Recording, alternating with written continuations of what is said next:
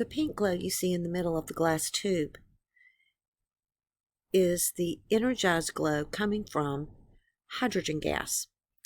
This glass tube is basically a cathode ray tube that you learned about in the last lesson. And it is a sealed glass tube, and if you look down in the corners of each end, you'll see an electrode. And if you look, there's an alligator clip connecting each of those electrodes to a source of potential difference, a battery, electricity. And what we get is a cathode ray going through and energizing the gas in the tube. If you look right here under the word allowed, it's a little piece of glass stem where they had sucked out all of the air and pumped it full of hydrogen gas.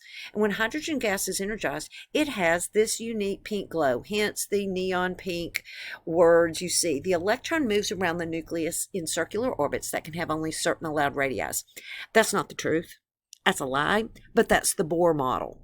We're going to learn about the Bohr model and how it differs from the real model of the atom in an upcoming lesson. But today let's learn why Bohr said this. And it's based on what you see here. This tube full of hydrogen gas is energized and it glows pink. I want you to replace this text with a statement of what is being shown. Cathode ray tube of hydrogen gas being energized. And this is the evidence for Bohr's model of the atom. This is the evidence for Bohr's model of the atom. This is a close-up. I want you to title this slide when we're finished. What you see here is that tube full of hydrogen gas connected to high potential, low potential, so that we get a current running through it. And then that pink glow is being passed through a tiny little slit. And that tiny little slit serves to focus a narrow beam of light, which they're calling radiant energy in this diagram, to hit a prism. And you know, you've played with prisms probably in elementary school, and you know, oh, it bends the light and makes the rainbow. Except we don't get a rainbow. We get two purples, a teal blue, and actually it's a red. I'm not sure why they're showing it yellow in this diagram. I think it was just when I copied and pasted it, but actually that's a bright red right here. We get a teal and we get two purples. And where's the rest of the rainbow? The rest of the rainbow is not there. If we look at it up closely, this is known as the bright line emission spectrum for hydrogen. They just called it a line spectrum. But if you ever hear the term bright line emission spectra, this is what we're talking about. We're talking about the purple light being at 410 nanometers of wavelength, 434 nanometers in wavelength. The teal color is 486 nanometers, and the red one, which looks yellow here, is 656 nanometers. That's the length of one wave of light that is that color. Hydrogen doesn't give any more colors. The rainbow's not there. You would never think, looking at that pink color, when you pass it through something that bends the light, it would break into those four distinct colors, but it does.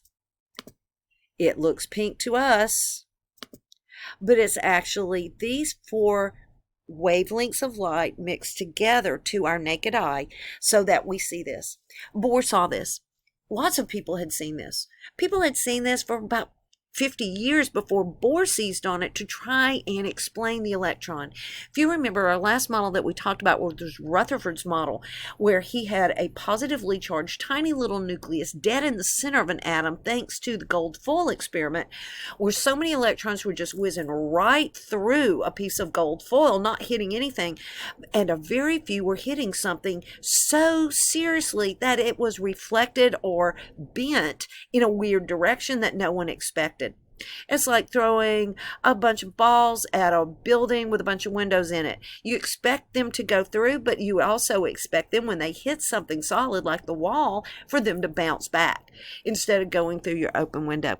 And that was what he based the Rutherford model on. Bohr actually worked under Rutherford, and he wanted to account for, hey, Thomson said there were negative electrons in an atom, and he came up with that plum pudding model, the chocolate chip cookie version, and Rutherford messed that up. He said, nope, the positive charges are in a tiny little center, and so Bohr wanted to know, where did the negatives go? If they're not embedded in something solid positive, where are the electrons? He used these bright line emission spectra to account for the electrons in an atom in creating another model, his model of what atomic structure looks like. This slide is a summary. This slide summarizes the production of an emission spectrum. I'm going to let you read that to yourself. You can put it on pause.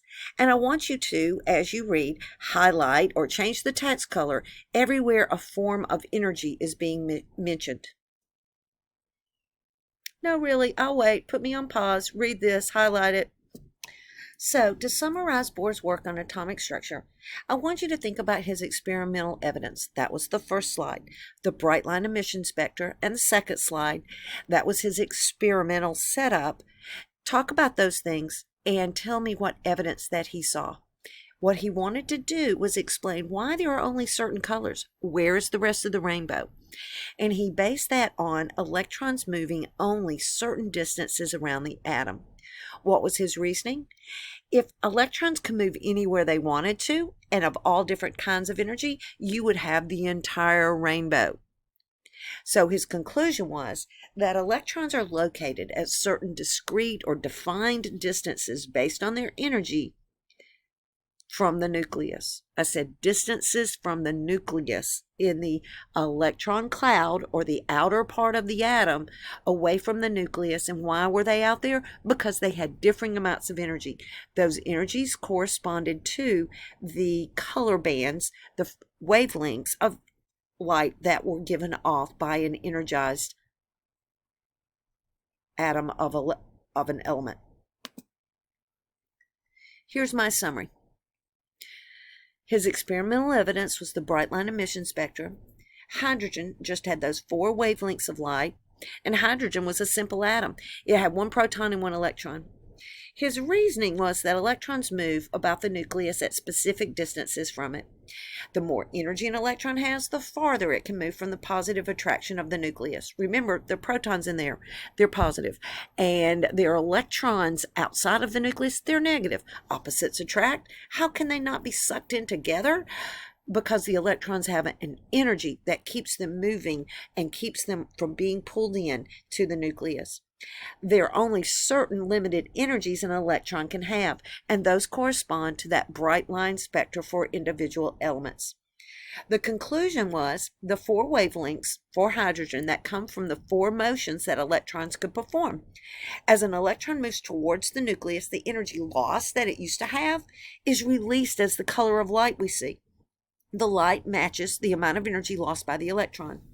So the big idea of Bohr's work is that electrons are only at certain distances from the nucleus in his model. Before we go any further, I want to make sure that everyone understands what those bright line emission spectra colors mean, because some of you are coming from elementary and middle school where you've studied the rainbow, where you've studied electromagnetic radiation, and others of you are coming from a middle and elementary school where you did not. Let me just let you know that light is a form of energy. And light is just the kind that go into human eyeballs and our brains interpret. But there's all kinds of light. Some of it we call X-rays. Some of it we call radio waves. Some of it we call green. It's all the same thing. How does it differ? Why is one green and why is one a microwave? It has to do with the energy. The energy is related to the wavelength. The wavelengths for the things that our human eyes can see is about 400 nanometers to about 800 nanometers. And anything on the outside edges of that, our eyeballs don't work on. It's still there. We call things that have a longer wavelength infrared, microwaves, radio waves. We call things with shorter wavelengths ultraviolet, X-rays, and gamma rays. Yeah, UV light. UV light causes skin cancers. Why does it cause skin cancers? Because it's a higher form of energy than visible light. And it's also of such a tiny wavelength, it can interact It goes right through our skin. It goes right into the cell level of our cells in our bodies and interacts with the material in there, where red light doesn't do that. Red light bounces off of us. It's not so small that it can penetrate our cells. To follow the instruction on this slide, you want to look at this top arrow, increasing energy, and I want you to figure out what has high energy and which colors and which energy types have low energy. Each element has its own unique electron arrangement. They have differing numbers of electrons and protons in the nucleus that have differing amounts of energy and possible transitions between energy levels, distances they can move from the nucleus. The light that is emitted by atoms produces an emission spectrum that can be used to identify that element. In other words, the atomic spectrum can be used as a fingerprint for an element because it's unique for each element and reflects the energy levels occupied by the electrons in an atom of the element. This is potassium. It's a pretty lilac purple pink color. It means that there are purple frequencies and there are red frequencies. You put them together, you get this lilac color. But cesium and rubidium have more blues and purples than does calcium, which has lots of oranges and reds. Strontium is either purple or red. It's on the extreme and it's such an intense red, and there's a few oranges in there. Copper has lots of blues and greens to give us that particular flame test, and that's what your lab will be on, a flame test where we test metal salts to see what their electrons produce when they move from a ground state to an excited state. I just pop back to slide 3 to make sure that you notice that there are those terms, excited state and ground state, here in this slide. And these are important terms about the relative energy of an electron in an atom. This is a bonus slide. These are pictures made last fall with my phone using an app called SpectraSnap. I may have spelled that wrong. There may be an E in there also. But if you take a look, this is calcium on a Q-tip being held in a flame. And if you look right at it, it looks orange, right? But if you look at the person's hand right here, you see an orange line and a red line. That means that there aren't any green, orange bands or blue, or green or blue bands. There's only orange and red. If you look over at the girls in black in the corner, you see a bright orange and a bright red band. That is the diffraction grating, like the prism breaking it up, except that an app on our phone is doing it. If we look in the middle, it doesn't look lilac color. It looks pinkish white here. But if you look at the spectral lines, you see a dark purple and some orangey yellows. That is potassium. Potassium looked that lilac purple color because of the combination of the yellow-orange with the purple. And the final one, if you look in the center, it's like a bluish white flame. But if you look at the spectrum that is produced, you see green and blue are super prominent, and yellow is sort of prominent, and there's a little bit of red.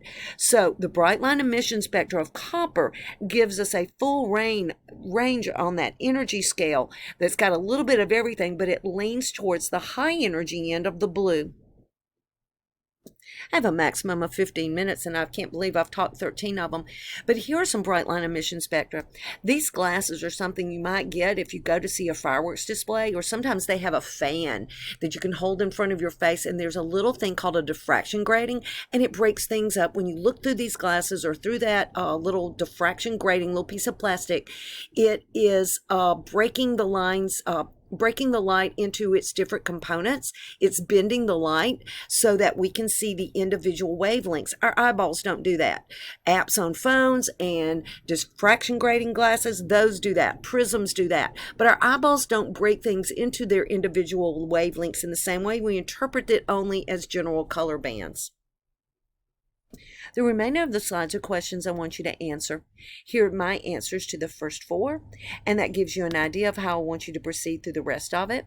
There's some things you read. Let me tell you about this slide, that these represent the excited states and the ground state, where n equals 1 is our ground, and then we have the higher energy levels that are our excited state. And I want you to go through and I want you to think about these questions and work on posing an answer and do a little research and give us a model that Bohr created based on this experimental evidence that you saw back on slide 1. Bohr's experimental evidence, his experiment setup, and then his conclusions. Thank you.